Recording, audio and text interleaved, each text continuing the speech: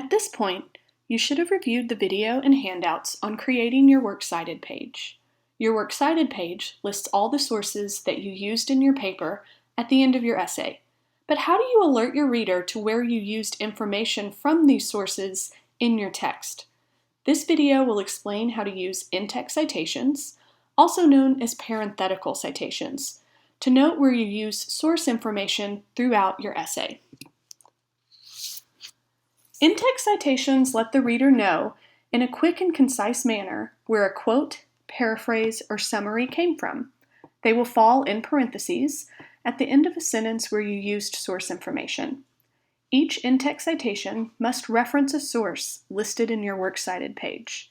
However, you never want to include all the information from your Works Cited entry in the text because long citations will distract your reader. So how do we make these citations concise? Most often, we include an author's last name and a page number in the in-text citation. We will discuss exceptions to this rule in this video. So first, let's look at examples for how to cite a source that does include an author. If your source has one author, your in-text citation should include only the last name and the page number of the information you quoted, paraphrased, or summarized. For example, if you used information from page 184 of an article by John Fisher, you would cite open parentheses, Fisher, 184, close parentheses, period. Notice in the example that there is not a comma or any punctuation between the name and the page number. Always remember to include the period after the citation as well. Sometimes you may have sources that have more than one author. If you have two authors, include both last names. So here, for example, on this slide, say you have a source by Fisher and Smith. So we would cite Fisher and Smith, 184. We never list more than two authors. If you have three or more, you only include the last name of the first author listed, then include the phrase et al. This means and others. It's important to note that you do not change how the authors are ordered in a source. While you did alphabetize all your sources on the Works Cited page, you do not change the order when you're listing authors in your citations.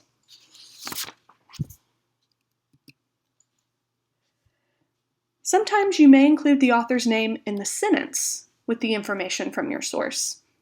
If you include the author's name in the sentence, you do not have to repeat the name in the in-text citation.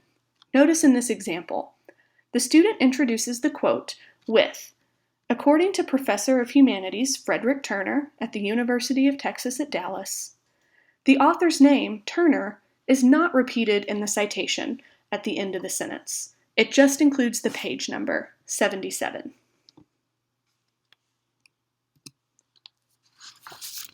Sometimes sources will not credit a specific author. This is especially true of sources you find online. If there is no author listed, use the first few words of the article title in quotation marks instead. Because sources without authors are usually websites, there is commonly no page number as well. Make sure that the information you include in your in-text citation matches the format on the Works Cited page. For example, if there is an article title in quotation marks that comes first in your Works Cited entry, your citation will also be in quotation marks. If the title is in italics, like a movie title in your Works Cited page, then make sure your in-text citation is in italics, not quotes as well. So let's look at a few examples to see what this looks like. So here's our first example. This is a citation that includes an article title. The student shares a fact he learned from a source. The Works Cited entry at the bottom of the slide here shows that this article did not include an author. So the student cited the first few words of the article title, 2019 Grammy, in their citation. Notice how they did not use the full title. A citation that long would be very distracting to your reader. Try to use no more than 3 words in an in-text citation. Additionally, notice how the shortened article title is still in quotation marks because that's how it's formatted on the Works Cited page.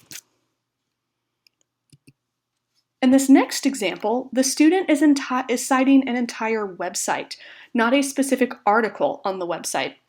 The title of the site comes first in the Works Cited entry, so it'll be what we include in the in-text citation.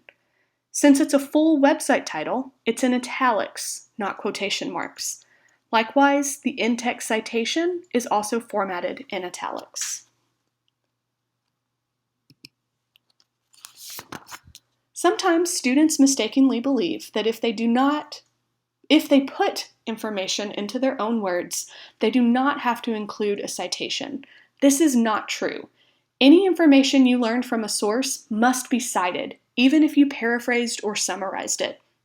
Place your citation at the end of the sentence where you're done paraphrasing or summarizing. Often for a summary, this will come at the end of a paragraph, but don't forget that you often need to explain your sources as well. Failing to provide these in-text citations, even when you put information into your own words, is plagiarism. You still have to credit where you learned the information from these sources. So here are a few more examples of correctly used in-text citations. Notice that in the first example, the author's name is included in the sentence. So the in-text citation includes only the page number 258 at the end. If you look at the second example, it's also a quote.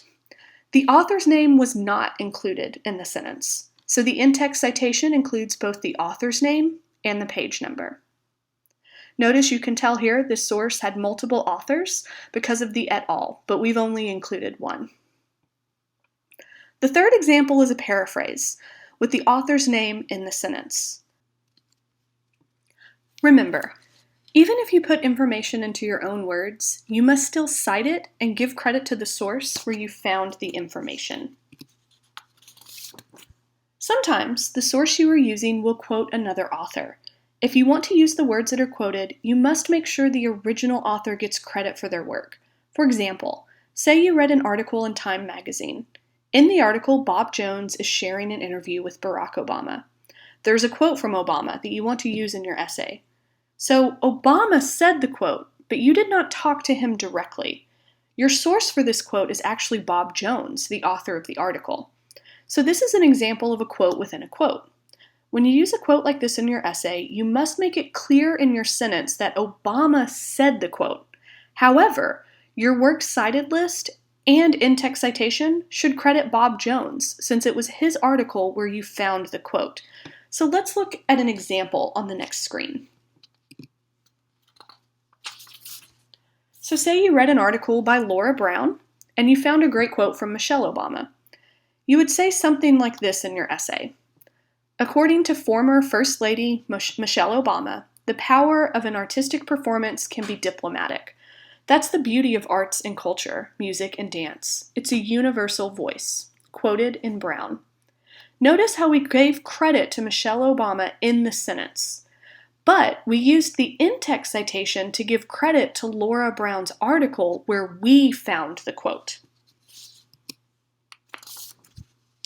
Just as a final reminder, the in-text citations should directly correspond to the Works Cited page entries.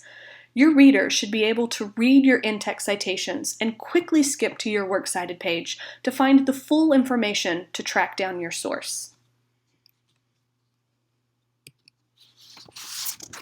For further help, please consider these resources, also posted on eCampus. And as always, you can email your instructor with your in-text citation questions.